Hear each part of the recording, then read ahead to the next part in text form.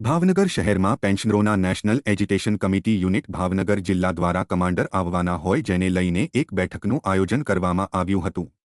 જો કે આ બજેટ બેઠક પહેલા યોજવામાં આવી છે જેને લઈને અનેક મુદ્દા ઉપર ચર્ચા થઈ હતી।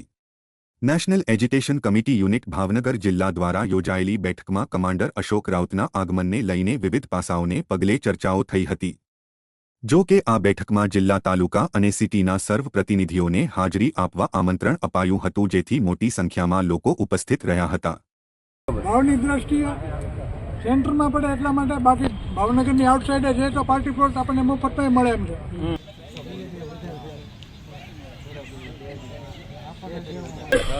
અને બીજી રજમાવાની અંદર બધી જ ફેસિલિટી છે અને બીજી એક આપણને એવી ધારણા બંધાયેલી છે કે નીમુબેન બાંભણિયા અને મનસુખભાઈ માંડવિયા અત્યારે એકદમ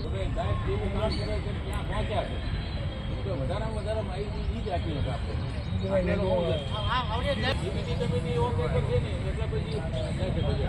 એટલે પહેલી તારીખ પહેલા જીબીટીની મિટિંગ પાછી મળે અને બપોરના એમાં હું છે ઘણી હોલ છે બધા હોલમાં 3 જીપ હાલે। મારું નામ ખીમજીભાઈ યાદવ।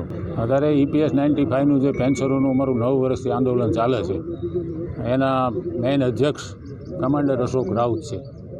એટલે એના આદેશથી આજે મેં મિટિંગ બોલાવી છે કમાન્ડર સાહેબની મુલાકાત માટે। અને અત્યારે અમારો પ્રશ્ન એવો છે કે ભાઈ અત્યારે આ સરકાર આવી, આ નવી સરકાર હમણાં એમાં જરાક પોઝિટિવ બધું હાલે છે। એટલે સાહેબને જરાક એવું થયું છે કે ભાઈ ના, તમે ખીમજીભાઈ ભાવનગર એક મિટિંગ કરાવો અને હું બધાને જાણકારી આપું એમ।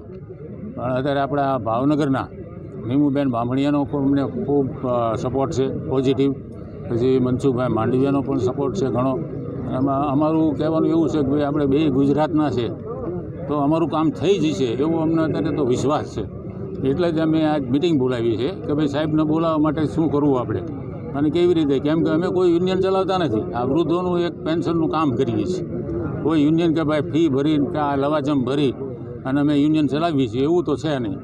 એટલે આ બધાને બોલાવવાનું કારણ એ જ છે કે આપણે કમાન્ડર સાહેબને બોલાવવા હોય તો થોડોક ખર્ચો થાય। સાહેબે તો મને ના જ પડી કે મારો ખર્ચો ન ગણતા, પણ આપણે થોડીક વ્યવસ્થાના ભાગરૂપે તો થોડોક ખર્ચો કરવો પડે કે ભાઈ એની વ્યવસ્થા તો ગોઠવી ને, કોઈ હોલ છે, આ છે, તે છે।